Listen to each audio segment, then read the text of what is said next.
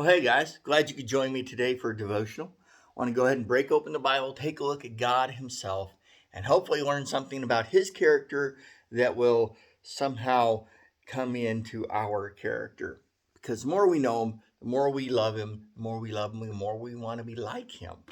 So let's dig into it. And what I wanted to talk today about is basically the idea that God is perfect, that He doesn't lack anything, that he doesn't do anything wrong, that there's nothing He can't do, that there's no way that He is deficient in His character in any area of life.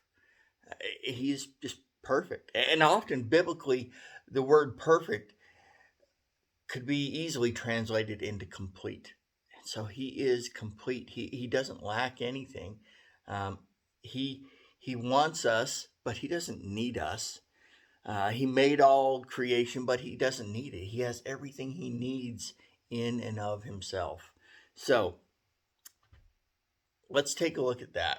And I just got a couple quick Bible references to go to here. I'm going to go back to the book of Psalm first. So Psalm chapter 18, verse 30. It says, God's way is perfect.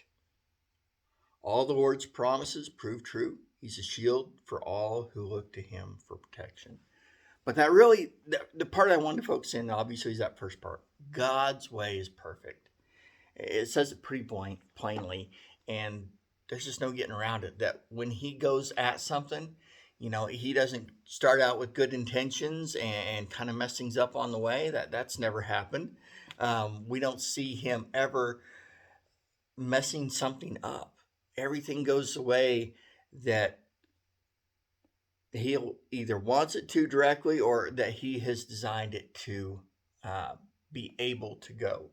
I mean, obviously, humanity went off the tracks, so to speak, when we fell in the garden, but He gave us freedom, and we were perfect within that as He created us. We just chose to go the wrong way, and I've chosen that time and time again myself.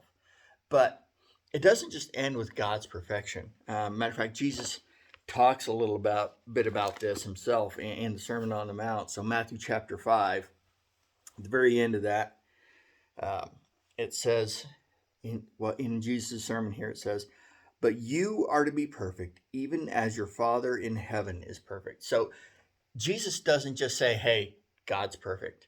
He doesn't just say, I'm perfect. He says, you need to be perfect. You need to be complete. And what's interesting about that, again, is if you back up and you look at it, He's talking about, hey, you've heard it said, love your or hate your enemies. But I'm saying you need to love your enemies. You need to pray for people who persecute you.